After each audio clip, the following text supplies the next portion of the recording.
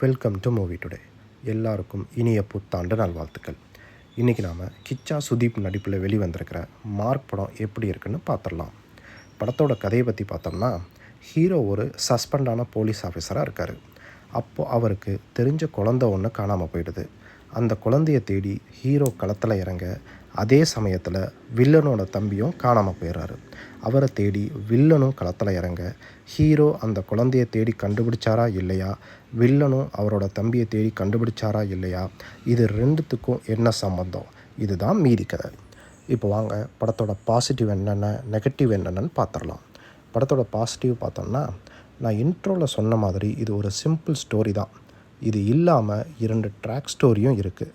அந்த 2 ஸ்டோரியும் ஹீரோ கிட்ட கனெக்ட் ஆகி வரும்போது பார்க்க இன்ட்ரெஸ்டிங்காக இருந்தது. ரெண்டாவது பாசிட்டிவாக நான் பேக்ரவுண்ட் ஸ்கோரை சொல்லுவேன். ஒவ்வொரு சீனையும் அடுத்த கட்டத்துக்கு எடுத்துகிட்டு போச்சுன்னு சொல்லுவேன்.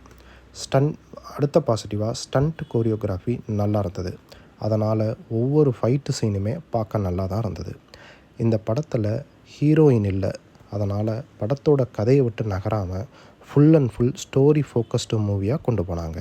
ஸோ ஸ்டார்டிங்லேருந்து எண்டு வரைக்கும் போர் அடிக்காமல் போச்சு. இப்போ வாங்க நெகட்டிவ் என்னென்னு பார்த்துடலாம்.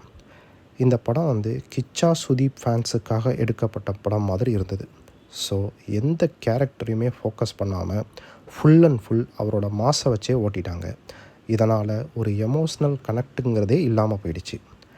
நான் பாசிட்டிவில் சொன்ன மாதிரி நிறைய ஸ்டோரி இருக்குது. இதனால் எந்த ஒரு ஸ்டோரியையும் அதில் வர வில்லன்களையும் ஃபாலோ பண்ண முடியலை. எது மெயின் ஸ்டோரினோ யார் மெயின் வில்லன்னு தெரிய மாட்டேங்குது. இந்த படத்தில் வர ஒரு வில்லன் கேரக்டர் கத்திக்கிட்டே இருக்குது. ஏன் கத்துறோம், எதுக்கு கத்துறோன்னு தெரியாமல் எல்லா விஷயத்துக்குமே கத்திக்கிட்டே இருக்குது.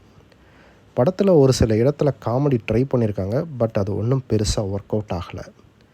இதே கூட்டணி இதுக்கு முன்னாடி மேக்ஸ்ன்னு ஒரு படம் எடுத்திருந்தாங்க. இந்த படம் பார்க்கும்போது நிறைய இடத்துல அந்த படத்தை பார்க்குற மாதிரியே ஒரு ஃபீல் இருந்தது. ஸோ மொத்தத்தில் இந்த படம் எப்படி இருக்குன்னு கேட்டிங்கன்னா, போர் அடிக்காமல் ஒரு ஒன் டைம் வாட்சபிள் மூவியாக இருந்துச்சு.